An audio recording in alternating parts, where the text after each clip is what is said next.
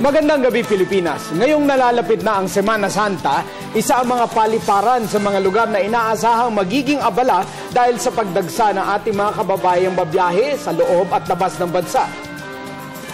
Dahil dito, ilang mga bagay na rin ukol sa kahandaan at seguridad ang unti-unting hinahanapan at ginagawa ng solusyon ng mga paliparan.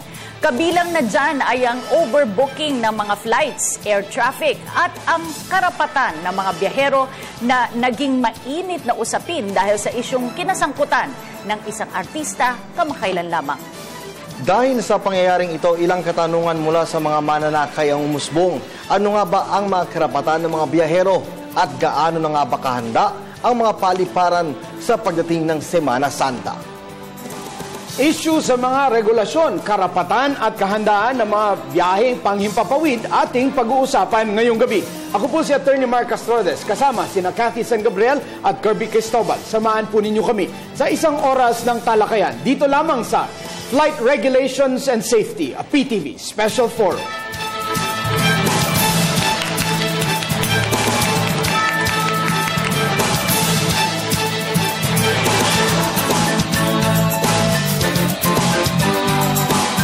Isa sa mga dinadagsa ng local at foreign tourists tuwing sumasapit ang iba't ibang holidays tulad na lamang ng Semana Santa ay ang ating mga paliparan. Ngunit sa kabila nito, noong mga nakaraang buwan ay kabi-kabilang mga reklamo ang hinarap ng iba't ibang airline company sa bansa dahil sa mahabang pila sa airport terminals at kanseladong flights. Ayon din sa mga ulat, ito ay dahil sa nagkakaroon ng overbooking sa airline companies kung kaya't nagkukulang ang mga domestic airplanes sa bansa. Kaugnay nito, kaliwat kanan ng isinagawang investigasyon ng CAAP at iba't ibang ahensya ng pamahalaan na tumututok sa naturang issue. Sa kabilang dako, nabuhay rin ang usapin sa kung papaano nga ba dapat umasal ang mga pasahero tuwing sumasakay ng eroplano. Isa na nga dito ay ang isyong kinasangkutan ng aktres na si Melissa Mendez tungkol sa offloading incident sa kanya na mainit na pinag-usapan noong nakaraang linggo dahil di umano sa masamang asal niya sa ibang mga pasahero at staff ng Cebu Pacific. Ngayong papalapit na ang Semana Santa at bakasyon, ano-ano nga ba ang iba't ibang regulasyon na dapat isaalang-alang ng ating mga kababayan kapag sumasakay sa mga eroplano? At ano-ano rin ang mga paghahandang isinasagawa ng ating mga paliparan at airline companies sa paparating na mahabang bakasyon? Muli, sama-sama nating himayin at talakayin ang maiinit na issue dito lamang sa Flight Regulations and Safety, a PTV Special Forum.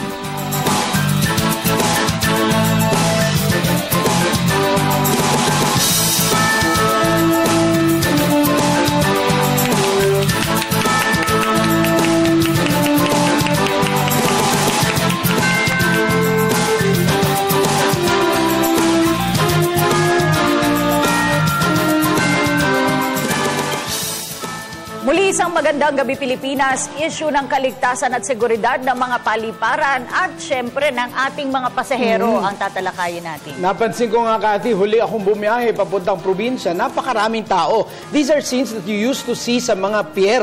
Pero ngayon, dagsa ang ating mga kababayan sa airports, kaya importante mapag-usapan ito. Importante rin malaman natin kung ano yung mga safety tips dahil marami na nga babiyahe, lalong-lalo na yan next week. At syempre, in the wake of yung recent controversy, no, na nalaman natin, ano nga ba yung karapatan ng mga pasahero na nag-reserve ng kanilang mga upuan. At gayon din, meron na latest incident, yung German Wings na nag-crash. Oo. Interesado din ako, Cathy, kung bakit napakaseryoso ng pagtrato dito sa mga away, dito sa mga bomb jokes. Ba't ganun na lang natin siniseryoso or ng mga airlines? Kaya nag-imbita tayo ng mga eksperto ngayong gabi. Kasama po natin sa ating studio isang youth representative at I guess madalas din siyang bumibiyahe. Si Veronica Manalo. At mula naman sa Transportation Committee ng Kongreso, Attorney Edward Relucio. Magandang gabi po sa ngalan ni Congressman Cesar V. Sarmiento ng Catanduanes, Chairman ng Transportation Committee. Magandang gabi po. At siya po ang Assistant Director General ng Flight Standards Inspectorate Service ng Civil Aviation Authority of the Philippines, o mas alam po natin bilang CAAP, si Captain Beda Badiola. Magandang gabi po sa inyong lahat sa nanonood ng television show na ito. Sa ngalan po ni Director General William K. Hotchkiss III, magandang gabi po sa inyong lahat. Unang-una gusto kong malaman, gaano kalaking industriya ba itong airline industry sa ating bansa? Gaano karami yung income na dinadala nito sa ating ekonomiya? Di lamang po dun sa economic side, pati sa tourism side as well. At tanungin po natin si Attorney Ed. Well, I think the agency more appropriate to answer that would be yung Civil Aviation, Civil Aeronautics Board, no? But suffice to say, pamula nung nagsimulang lumaki yung ekonomiya ng Pilipinas, dumami na ang mga airlines na pumasok sa atin. Hindi lang yung mga magagandang airlines, pero karamihan nito yung mga budget airlines. Kung mapapansin nyo, dumadami hindi lang ang Cebu Pacific flights, kundi ang Air Asia flights, pati na rin ang Pala Express flights. So makikita nyo na umaapaw na ang mga pasahero sa mga airport natin, hindi lang sa NAIA, pati na rin sa mga probinsya natin. So kung gaano kalaki ang kinikita ng mga airlines, pwede siguro nating tanungin ang mga airlines sila. Gaano kalaki? Sundan ko lang itong linya kasi ng itong industriya ang pinag-uusapan natin ngayong gabi.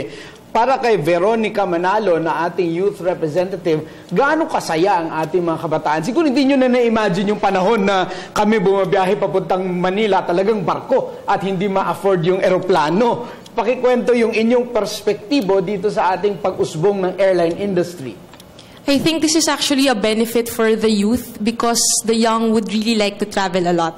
Actually, ako po this Friday, I'll be going to Rome.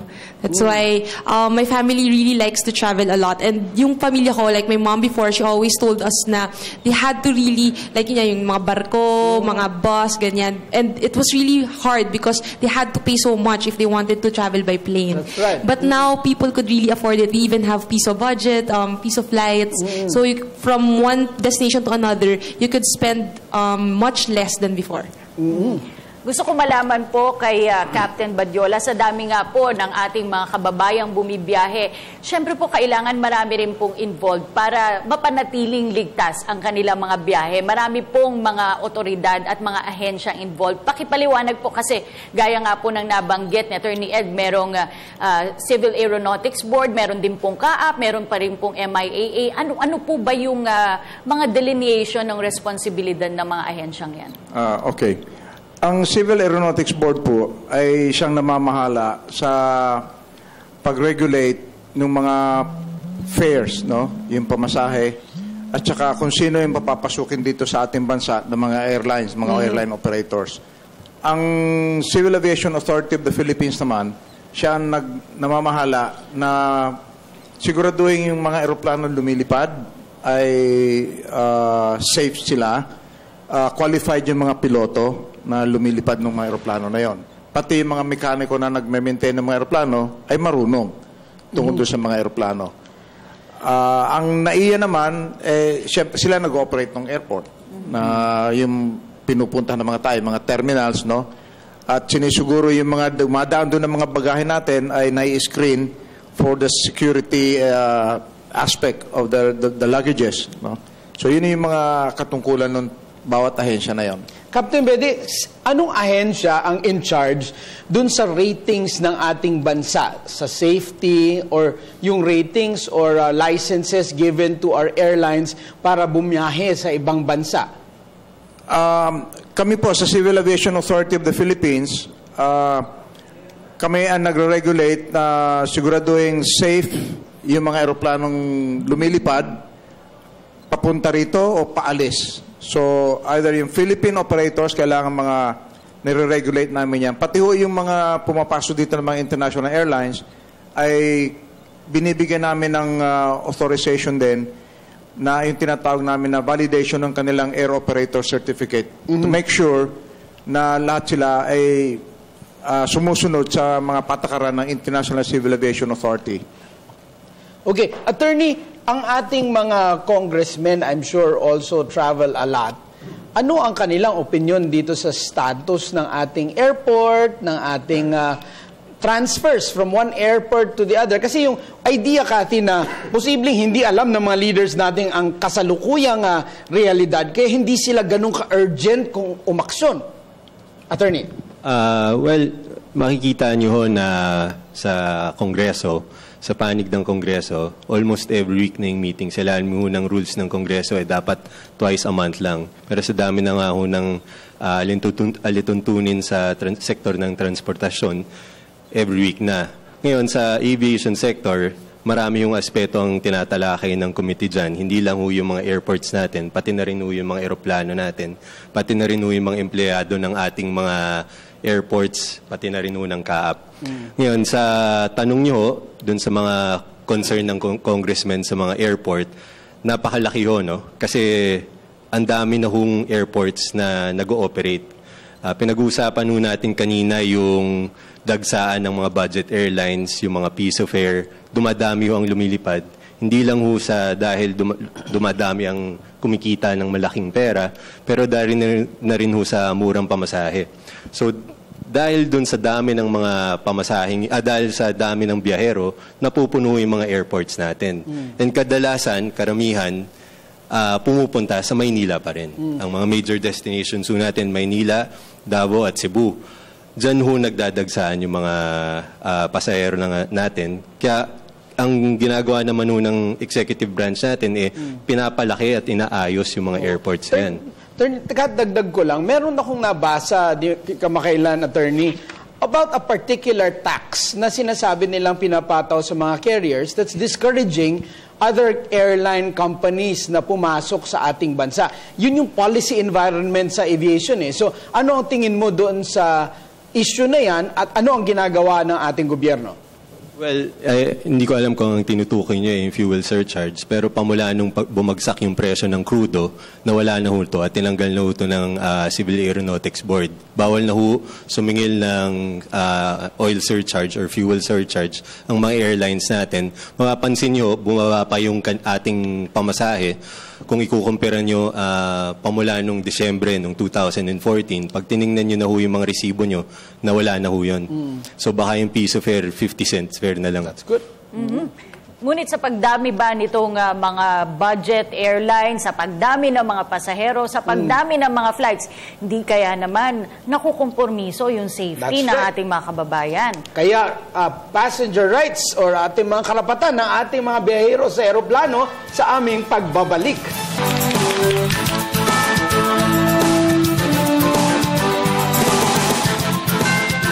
Babalik po ang PTV Special Forum at importanteng maintindihan natin itong mga isyong ito, Cathy, lalo na sa mga regular na bumabiyahe.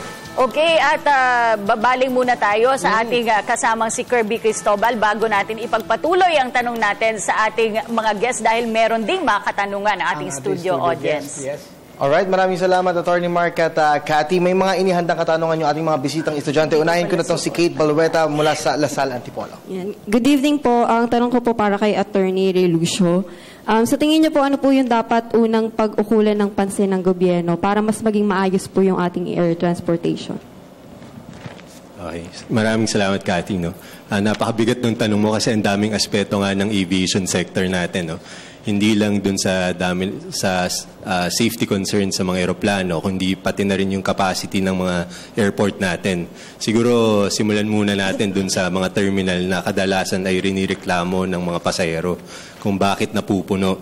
Ngayon, ang magandang paintindi sa mga tao ay yun na nga, dahil sa dami ng bumabiyahe ngayon, hindi na paghandaan siguro ng gobyerno, masyadong mabilis ang paglaki ng ekonomiya natin, na hindi siya nagkakasya dun sa terminal natin. Ngayon, yung pagkasikip dun ay hindi dinudulot lang dahil maliit yung infrastruktura natin o hindi magaling yung mga managers natin doon.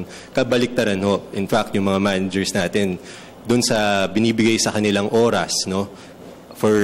from 5 a.m. to 5 p.m. na pagkakasa nila lahat ng taong kailangan lumipad. Ngayon, bakit ko nabanggit na 5 a.m. to 5 p.m.? Karamihan ng mga airports natin ay may limitasyon. Ang limitasyon niya, pagdating ng gabi, hindi na makakalanding yung mga eroplano doon dahil wala akong mga ilaw. Ang mga may ilaw nating mga airports ay kakaunti lang. Kasama na dyan ang Maynila, ang Davao at ang Cebu. So lahat ng mga gustong bumiyahe, kung mapapansin niyo yung mga ticket niyo sa probinsya, kadalasan between 5 a.m. to 5 p.m.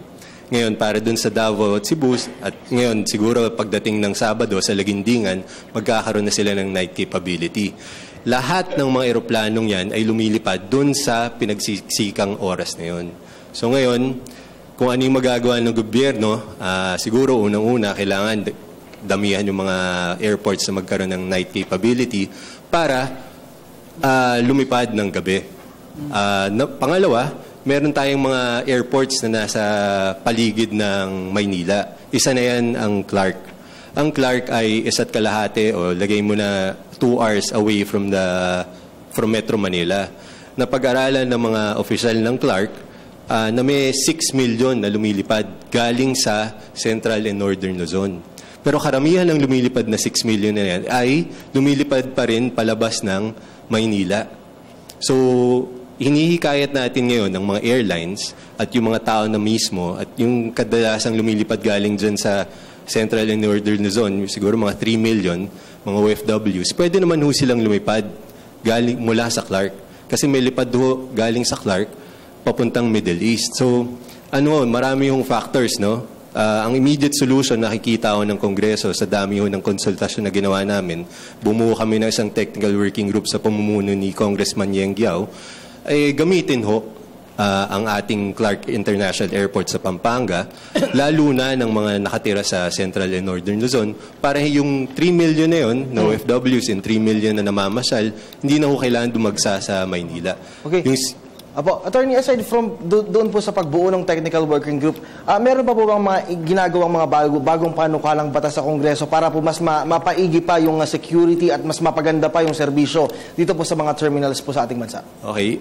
Meron kaming nakakatapos lang na ipasang bill sa Transportation Committee sa pamumuno ni Congressman Cesar Sarmiento. Ito yung National Transport Safety Board.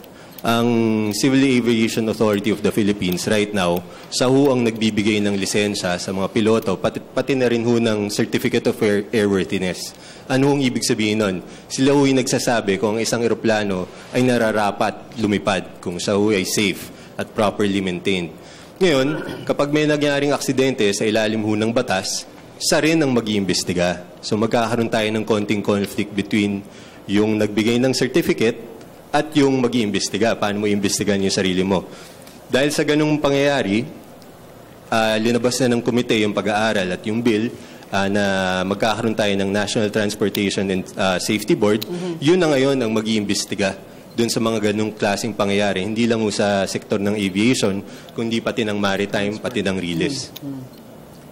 Okay, kamakailan nga ay merong insidente na naganap. I think this was last week, kung saan ang isang artista at isang miyembro ng isang prominenteng pamilya mula sa Mindanao ay nagkainitan sa eroplano. At dahil nga dito, ayon sa mga ulat, ayon sa mga natanggap nating mga impormasyon, ay nanakit daw itong artista, kaya siya ay napababa ng eroplano. Pinabalik, no? Naka-take off na, pinabalik yung eroplano, siya ay pinababa. Sa mga ganitong pagkakataon po, Captain Badiola, ano po ba yung maaring parusang kaharapin na kung mapapatunayan po na nanggulo po talaga itong sinasabing artistang ito? Yung incident na yun na nangyari, may mga provision sa batas, yung sa Republic Act 9497, which is the Civil Aviation Law. Ang nakalagay ho dun sa 9497, pagka napatunayan na nang haras kayo o hindi kayo sumunod sa mga utos ng crew members o flight attendants, may karampatang parusa na 1 taon hanggang sa 3 taong pagkakakulong or 50,000 to 500,000 fine, or both as the court may decide. Captain Badiola, kasama po ba dito yung pagsasabi ng mga bomb jokes o pagkukos ng alarm? Kasi simula po nung nagkaroon ng 9/11, talagang sinasabihan po yung mga pasahero na huwag gagawa ng ganon. Ay, oo. Kasama yun dun sa mga provision dun sa batas na pang-i-intimidate. Yun. So, pag napatunayan kayo ng korte, yun nga ang kakaharapin nyo. Isa sa hanggang 3 taong pagkakakulong or yung fine na 50 mil hanggang sa kalahating milyong piso. Gusto or ko both. Or both. Thank you, Captain. Gusto ko itanong kay Veronica, Cathy, dahil si Veronica bumabiyahe din abroad. Kung ikukumpara natin yung sistema ng ating bansa sa ibang bansa, parang mas maluwag sila. Hindi nag-check ng ticket or boarding pass bago pumasok, hindi na pinapahubad yung sapatos, at hindi na check yung baggage tags paglabas ng aeroplano. Pero sa atin, napakahigpit. Minsan, lalo na for certain airports. Okay lang ba sa inyo yon, mga kabataan, o dapat na tayong maki-level doon sa luwag ng ibang bansa? For me, more or less, we should still be strict enough in our airport, yung mga airlines natin. Kasi more or less, pag nakita natin yung Pilipinas, kasi pag nakita niyo yung airport ng ibang bansa, you'll really see the big difference. Sa kanila talaga, there are a lot of advanced technological gadgets that show that they are well-equipped with equipment. Whether or not maghubad man yung mga pasahero nila ng sapatos or not, they can detect if they have dangerous weapons or whatnot. In our country, I think we need to invest more in that because if you see our airport, yun nga actually yung sentiment na yung mga kabataan. I hope that our airports become, mas maganda rin, mas ma-improve siya, yung mga security devices also, and also yung pag-check sa mga pasahero. Kasi safety rin naman yun ng mga pasahero. Like ako, kung ako, isang passenger sa aeroplano, gusto ko rin namang ma-assure na safe ako when I travel. So security is not much of a problem naman for us. Okay. At pumapasok din dito, Attorney Mark, syempre yung security. Pero along with that, yung karapatan din natin. Dahil nagbabayad tayo, That's right. dahil we deserve good service from the carriers. No? So tanungin din natin, ano po ba, Attorney Ed, yung Bill of Rights ng mga pasahero? Kasi kailan ko lang din nalaman na meron palang mga ganon, pag delayed yung mga flight mo, you are entitled to some things from the carrier. At dagdag ko lang kung ano yon at paano i-enforce. Oo.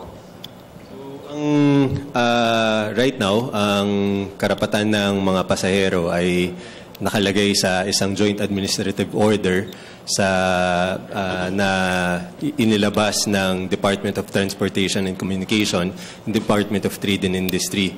Ito yung mga ibinalangkas nilang mga rules para maprotektahan ang karapatan ng mga bumabiyahe. Ang kadalasang na-experience sa mga bumabiyahe ay mga canceled or delayed flights. No? Sa canceled or delayed flights, unahin natin siguro ang delay. Pag na-delay yung paglipad, within the first 3 hours, kailangan, bigyan ka ng notice na delayed yung flight mo. At habang ikaw ay nag-iintay within the 3 hours, after the 3 hours, kailangan binibigyan ka na ng snacks, tubig, para komportable naman yung pag-iintay mo. Ngayon, pag lumagpas ng after 6 hours, pwede ka nang magpa-rebook or mag-cancel ng flight. Ngayon, sa cancellation, dahil nga canceled yung paglipad, may karapatan ka na magpa-rebook or magpa-refund ng ibinayad mo. Ngayon, ang sigurong nagiging problema ng mga tao kasi pagka bumili sila ng piso fare, kadalasan ang kabataan umaasa sa pagbiyahe, lalo na pagka nakakita ng seat fare, bumibili sila kasi maganda nga naman yung promo. Kadalasan, pag na-cancel yung flight, yung iba, humihingi sila ng refund. And yung ini-expect nilang refund, yung refund para makabili ng panibagong ticket para makabiyahe sa peak season. Hindi naman pinapayagan din sa ilalim ng batas. Kung ano lang yung binayad mo, yung nakalagay sa resibo mo, yun yung i-refund sa'yo. Ngayon, saan ka magpapa-refund? On-site, kailangan mai-refund sa'yo, whether by way of voucher or check. Meron tayong mga representante galing sa Civil Aeronautics Board, meron tayong mga desks, complaint desk, and tutulungan nila kayo. Whether ma-cancel or ma-delay yung flight nyo, pwede nyo silang lapitan para malaman nyo yung karapatan nyo. Pero wala po penalty yan. Pag kasalanan nila, tapos pinarebook mo po yung flight mo. Walang penalty kasi kasalanan nila. Walang penalty na papabayaran ka ng rebooking fee. Wala. Now, on the part of the airline, kung ang cancellation ay dahil sa force majeure or fortuitous event, wala ho silang kailangang ibayad na penalty. Pero kung kasalanan ho nila, kagaya ho nangyaring insidente noong Disyembre, nagbayad ho sila ng 5,000 pesos per passenger. At kaya nga ho umabot ng 52 million yung penalty ng isang airline. Captain Beda Badiola, gusto ko lang itanong, itong issue na ating kinakaharap nitong artista, dahil nagiging he said, she says parang sino paniniwalaan mo? Kung meron nga dispute sa loob ng eroplano, sino ang may karapatang magdesisyon at talagang magpataw ng parusa sa loob? Ano yung decision-making structure or due process? Yeah, siyempre, ang magde-decide niyan, unang-una yung kapitan ng eroplano, no? So maipamahagi ko lang sa inyo, nung ako lumilipad pa ng aktibo sa isang airline, ano? Galing ako ng San Francisco papuntang Manila. Nasa kalagitnaan kami ng between San Francisco and Honolulu, may ni-report sa akin na nanggugulong pasahero. Na nag-threaten, na sabi, papatayin lahat kami ng crew doon. So, ang sa manual sama namin, whether totoo o hindi yung sinasabi, nasa kapitan na para magdesisyon. So, dinesisyonan ko, ibaba, imbes na ibalik ko yung aeroplano pabalik na San Francisco, na baka sumobra naman yung duty time ng aking mga crew at bumaba doon, lalo ko yung mahirapan, diniretso ko ngayon, binaba ko sa Honolulu. Ang nangyari, pinick up yun ng FBI because in-inform muna namin, baka kami nag-landing doon sa Honolulu. Pinick up ng FBI yun, kumakaharap yun ng 20 taon na pagkakakulong. So, ang desisyon niyan, talaga nasa kapitan. Captain Beda, so within the aircraft po ang desisyon nasa kapitan. Napababa na po yung artista na tinutukoy. Sinabi niyo po na maaring may nalabag siyang batas kung mapapatunayan. Sino naman po yung magdidesisyon o magdidemanda patungkol dun sa batas na nalabag na yun kung nalabag nga po niya? Okay. Ang may katungkulan ho na magdesisyon dyan ay yung Civil Aviation Authority of the Philippines. Specifically, yung Enforcement and Legal Service namin. So, actually, nakaschedule na yan. Papatawag namin yung mga parties involved doon para nga malaman yung punot dulo, ano ka talaga nangyari, tsaka sino may kasalanan. Veronica, para sa kabataan ba, is this an airline safety issue or a women's rights or gender issue? Well, for me, I think kasi kahit saan naman, dapat nagbe-maintain ng proper decorum and ethics lahat ng tao. So, for example, sa nangyari dito, kung may something like threatening kind of thing na nangyari, or may pananakit, lalo na physical harm na nangyari, that's something na feeling ko kung ako rin yung kapitan, kung pinababa ko rin. Lalo na kung may sinaktan siyang pasahero. Because any kind of physical harm, wala naman tayong karapatan na saktan yung kapwa nating pasahero or iba kahit na nag-aaway na. So, I think it's more of a security issue also. And at the same time, pwede rin naman siya sigurong gender issue. Although kasi dito sa case na to, yung babae yung allegedly nanakit dun sa lalaking pasahero. So, more nagiging issue siya of security and peace and stability within the plane.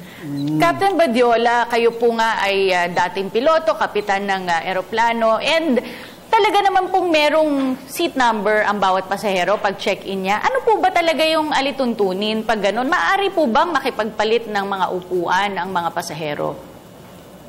Yung bawat pasahero may naka-assign na upuan. Kung minsan, iyan ay talagang ginagawa dahil nga, una-una, kung ano binili mo, either nasa first class ka, business class, or economy, ano. Tapos, depende nga sa pag-check-in mo, o depende kung anong gusto mong upuan, either sa may bintana ka, o sa may aisle, yun ang i-assign sa'yo ng airline. Ngayon, yun ang naka-assign sa'yo, doon ka dapat maupo. Kung gusto mo makipagpalit, ang sinasabi, magpaalam ka doon sa flight attendant para may ayos.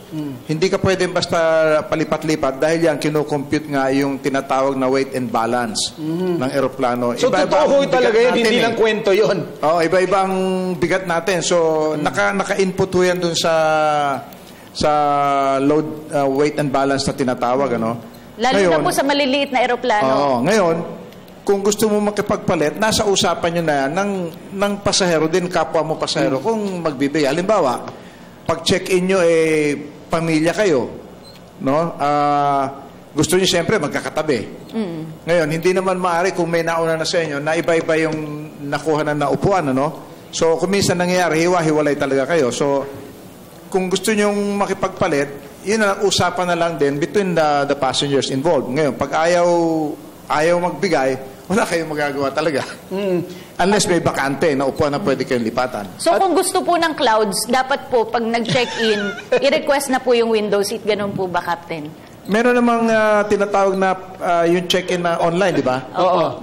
Napipili mo na yung upuan bago pa dumating dun sa airport. Okay. Attorney Edward, in the light of itong Malaysian Airlines crash, itong Air Asia at itong German Wings, at itong mga issues na ating kinakaharap, yung penalties kasi natin, medyo matagal na yung nakaset ng ganyan lamang. Nag-iisip ba ang ating mga kongresista na gawing mas mataas ang penalties para maging preemptive? Penalty against the... Ano ba, yung mga ganyang issue na penalty against the panggugulo or jokes or kung ano bang... Itong Civil Aviation Authority of the Philippines Act, naipasa lang ho to. Actually, minadali ho to. Kasi kung natatandaan nyo, noong 2007-08, nagkaroon tayo ng pagbaba ng category. At dahil nga bumaba yung category natin, naging category 2 tayo. Yung mga airlines natin, Philippine Airlines, Cebu Pacific, yung may mga kapasidad na lumipad sa ibang bansa, nalimitahan ho yung paglaki nila. So, trinabaho sa pamamagitan ho ng mga magagaling nating mga officers sa Civil Aviation Authority of the Philippines, bumalik ho tayo sa Category 1. 2009 na ipasa ho to, yung penalty, siguro pwede nating i-revisit yan. Pero sa ngayon, no, hindi pa ho namin napag-uusapan yan. Pero siguro kung magkaroon ng clamor, masabi ng CAAP na kulang na ang ating penalty para mapaigting ang pagbabantay dun sa safety protocols, maintenance protocols sa mga airlines, siguro pwede mo natin gawin. Kasi dagdag ko lang, Kathy, siguro kay Captain Beda, dahil when I was once a passenger galing Davao, merong foreigner na pumasok na lasing at ayaw nga umupo doon sa kanyang designated seat. At kung parami ng ating mga foreigner visitors at nagbugustuhan nila yung ating inuming nakakalasing, ano po ang ating ginagawa para ma-inform sila kung ano yung ating policy at para ma-preempt nga? Pero bago sagutin yan ni Captain Badiola, we will pause for a break. Magbabalik po ang Flight Regulations and Safety of PTV Special Forum.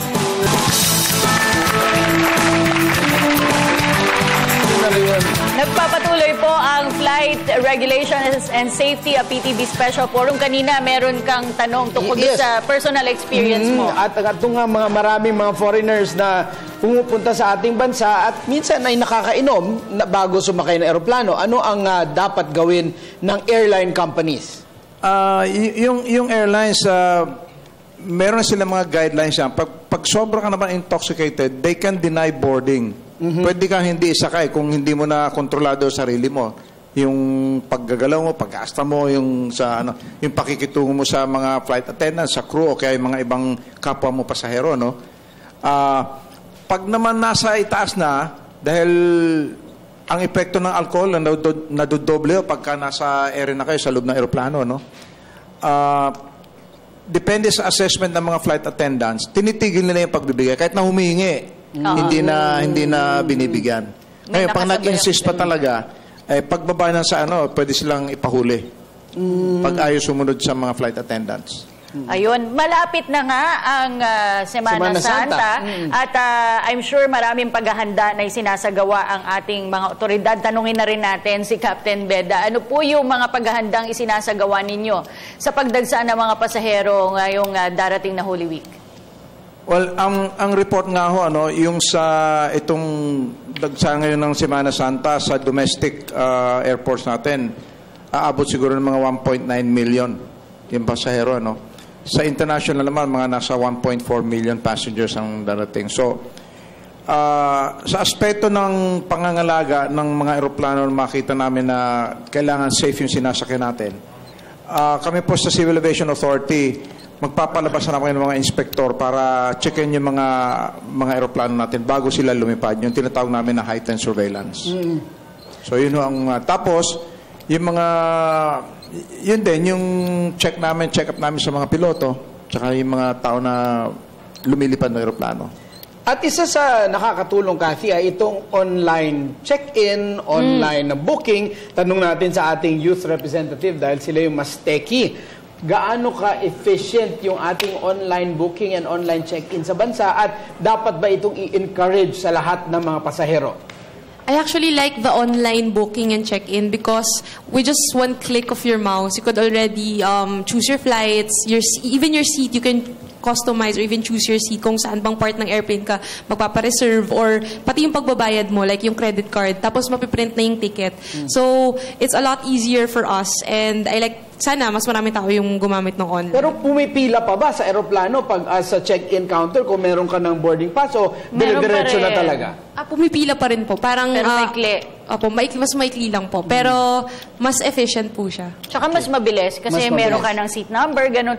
Kaya lang mag-iingat po ha, ito, recent experience ko, mga ilang linggo lang, na double yung pag-charge sa akin. Kasi may ginamit akong app ng isang airline, medyo hindi pa yata maayos yung app nila. Isa lang yung resibong natanggap ko, pero doble yung kinalta sa aking credit card. Attorney Edward, ang ating issue sa yung Cebu Pacific nitong Christmas, inimbestigahan ng Kongreso. Ano po ang naging resulta nun at paano nga maiiwasan na mangyari yung ganong klaseng problema at the height of the bakasyon?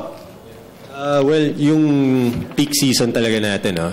Unang-una, para matapos na siguro yung dun sa incident ng Cebu Pacific, I think inamin naman ni Mr. Lance Gokongwei, pumunta ho siya dun sa congressional hearing at nag-apologize ho siya. Personally, inamin niya ho na nung panahon na yon talagang nagka-problema yung mga subcontractor nila at ang dumating lang yata ay 2 o 3. Kaya kahit yung mga regular employees nila ay napilitan pumasok ng mga araw na yon para ma-augment yung kakulangan ng mga employees nila. Ngayon, ano ang natutunan natin dito? Una-una, dapat siguro siguraduhin ng mga airlines nila na yung mga ina-hire nilang personnel dapat sumipot dun sa mga trabaho nila, no? Lalo na pag peak season. And I think binabantayan na ito ng Civil Aviation Authority of the Philippines. Masingit lang ako, attorney, dahil ang issue nga doon, they are not regular employees but parang third-party provider, outsourced sila. So, syempre, yung loyalty mo kung hindi ka regular employee, tinitingnan ba natin yun as a factor? Kung mapapansin nyo nun, immediately after that, by January, siguro kayo na rin yung mapagsabi that pag bumabiyahe kayo, makikita nyo nag-commit naman ho si Mr. Gokongwei at tinupad niya naman ho to. Makikita nyo sa Terminal 3, punong-puno na ho ng mga empleyado ng Cebu Pacific. At kahit ikaw ay nakapila, talagang babalik-balikan ka para tanungin kung ikaw ay okay. Now, iba ho yun dun sa aspetong talagang marami ng bumabiyahe. Ang commitment niya ho ay pagpila nyo, dapat within mga 20 to 30 minutes, dapat na-process na yung booking nyo. I think it's about time, especially with the youth, no? And turuan ho natin yung mas nakakatanda sa atin na gumamit nga ng mga online booking, whether it be through apps dun sa mga smartphone or online, para pagdating nyo doon, yung processing ng pila, bibilis. Ngayon, isang aspeto lang ho yun, yung processing and booking. Ang kinausap po namin, siguro ang lumabas dun sa hearing na yan, yung ugnayan ng Civil Aviation Authority of the Philippines at NAIA. Ang involved authority during that time was NAIA. It's the authority that maintains all the 4 terminals in Ninoy Aquino International Airport. So, pinapalakas ho natin, pinapaganda natin yung efficiency. Ang efficiency ho ng runway natin ngayon, 2 runway ho na nag-intersect ay 40 flights 40 movements per hour. Ngayon, kung mapataas ho natin yon ng 50 or 60 at palagay ko kaya naman ho at magagaling yung mga kasama natin sa gobyerno, dadami ang pwedeng lumipad. Okay. Sa laki nga ng idinudulot na ginhawa ng pagbibiyahe gamit ang eroplano, sana nga maging worth it yung binabayad ng ating mga kababayan. At mukhang tutok naman ang ating concerned government agencies. Kaya hinga na natin ang ating closing message, ang ating mga panauhin. Unahin po natin dito sa ating youth representative, final message ni Veronica Manalo. Yan. For me, it's actually a two-way process. Dun sa mga airline companies, it's to ensure the safety of the passengers din. So, kung meron mang issues when it comes to security or anything like that, ay na-address ng mga sectors na yon. And it's also a responsibility of the passengers to follow the rules being implemented by by the airline agencies, by the government, at maging masunurin sila na wag silang lumabag dun sa mga batas na yon. Kasi it's also for their safety and for their benefit. Okay, magugustuhan niya ng nanonood nating viewer na si Tita Salud San Gabriel Roque ng Daang Hari na Botas. Higa na po natin ang huling mensahe si Attorney Edward De Lucio mula po sa Transportation Committee ng Congress. Maraming salamat ho at nabigyan na ng pagkakataon yung Transportation Committee sa ilalim ni Chairman Congressman Cesar V. Sarmiento ng Catanduanes na paalam naman sa mga tao kung anong ginagawa ng Kongreso, particular sa sektor ng transportasyon at ang mga napag-usapan natin ngayon, ang aviation. Bayaan nyo, talagang nagsisikap po kami na masagot yung mga alituntunin, yung mga problema ng sektor ng transportasyon sa Pilipinas. At huling mensahe naman po ni Captain Beda Badiola. Paalala lang ho sa mga maglalakbay sa Panghimpapawid, alam natin parating ang Semana Santa. So maraming mga pasahero ang pipila dyan para makapag-check-in sa mga counters sa mga airlines. So, ang advice ko ho pumunta ko kayo ng maaga, enough time for you to check in, to be relaxed, para hindi mainit ang ulo at hindi maulit yung pagtatalo sa loob ng eroplano. Maraming salamat po.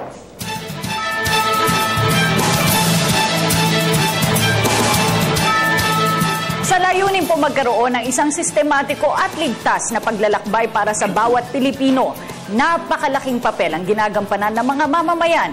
Huwag po nating kalimutan na ang ikabibilis ng mga proseso sa pagbiyahe ay nakasalalay na rin sa ating pagsunod sa mga itinakdang alituntunin.